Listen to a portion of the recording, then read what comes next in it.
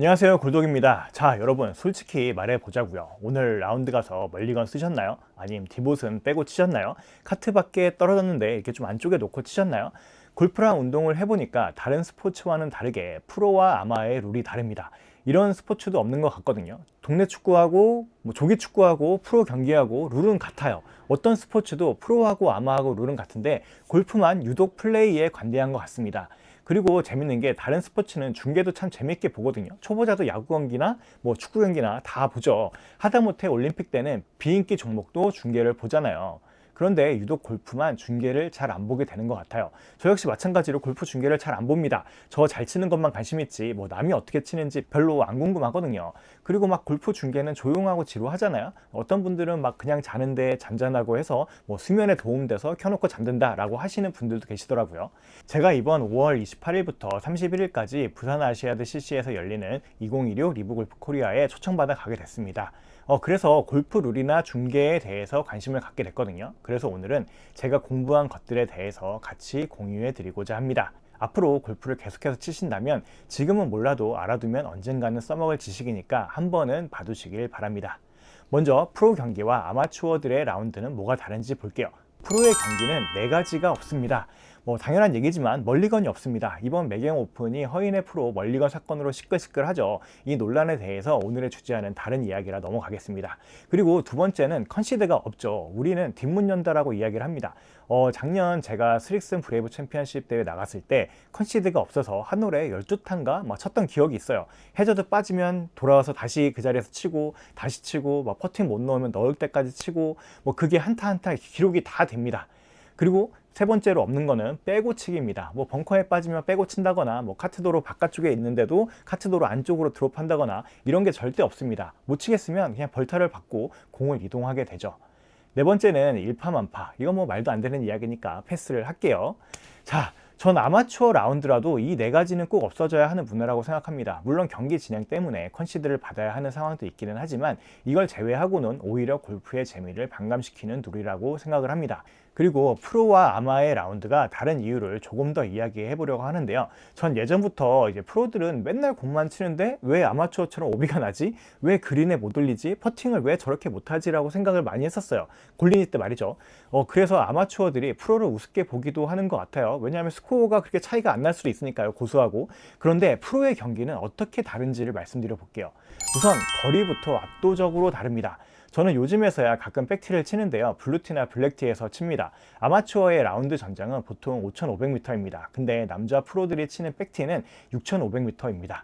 파4로 보면 화이트티는 평균 300에서 330m 정도인데 백티는 380에서 430m입니다.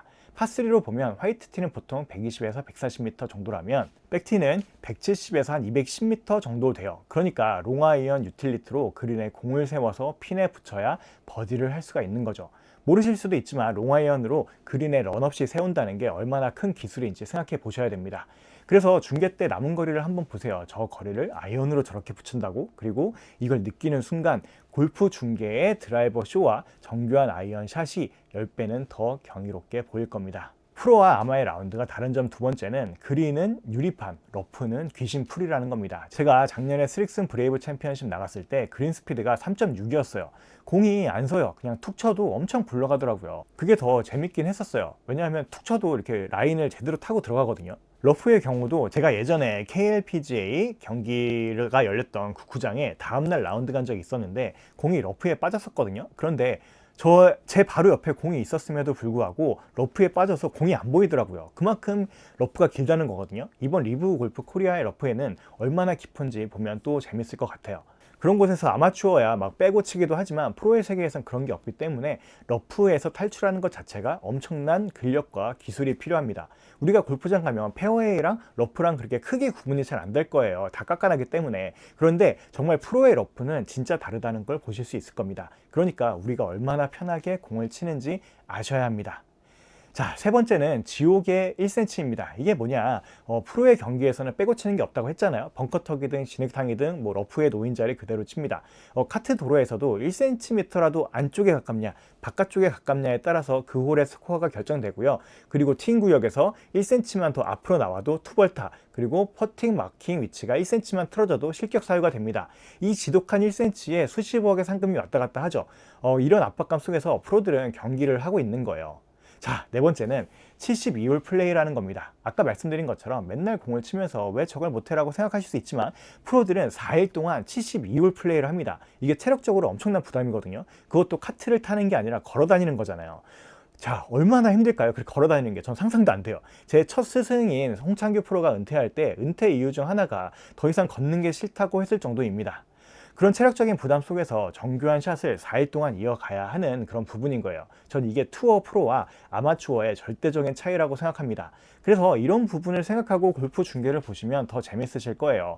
여기에 더해서 저 상황에서 왜 저 채를 잡았지? 왜 끊어가지? 왜 퍼팅을 저 방향으로 치지? 이런 걸 생각하면서 보는 겁니다. 선수들의 머릿속을 훔쳐보면서 중계를 한번 봐보세요. 골프가 단순히 공만 치는 게 아니라 늘 계산해야 하는 복잡한 운동입니다.